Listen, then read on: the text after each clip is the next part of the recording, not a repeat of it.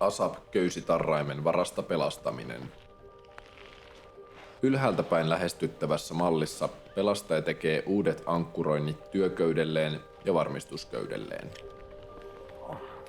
Hän liittää oman rig-laskeutumislaitteensa työköyteensä ja liittää varmistusköyteensä ASAP-köysitarraimen ja kiinnittää sen omaan valjaiden rintakiinnityspisteeseensä. Pelastaja laskeutuu uhrin luokse ja liittää chain-liitosköyden uhrin rintakiinnityspisteeseen varmistaakseen uhrin paikallaan pysymisen.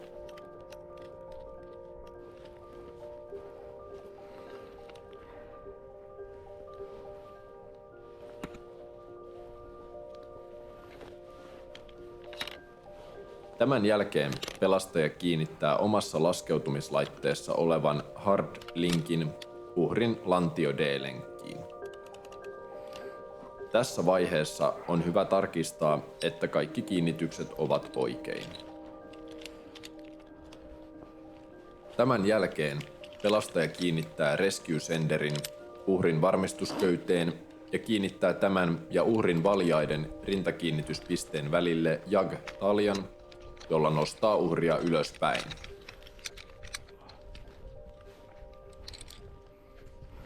Jos uhrin varmistusköysi on silminnähden vaurioitunut tai nykäyksen vaimennin on lauennut, pelastaja kiinnittää rescue senderin ja jag-taljan omaan työköyteensä.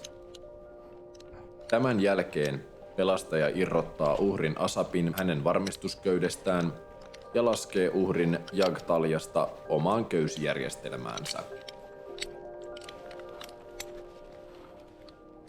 Jos uhria ei pystytä muulla tavalla irrottamaan ASAPin varasta, voidaan uhrin varmistusköysi tai nykäyksen vaimennin katkaista puukolla.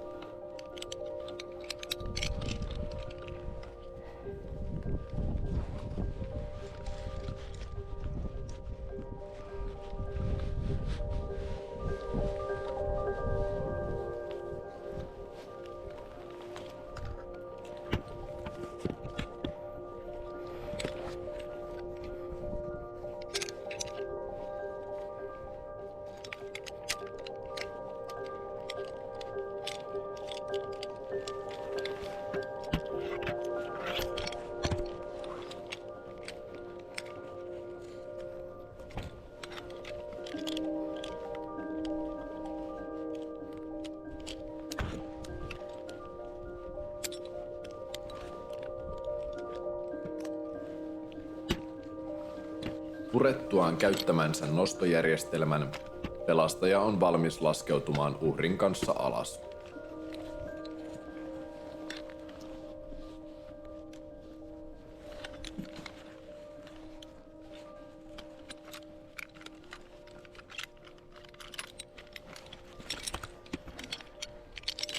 Pelastaja ottaa valmistajan ohjeiden mukaan lisäkitkan jostakin valjaissa olevasta sulkurenkaasta ja laskeutuu hitaasti alas, varoen ASAPin lukkiutumista.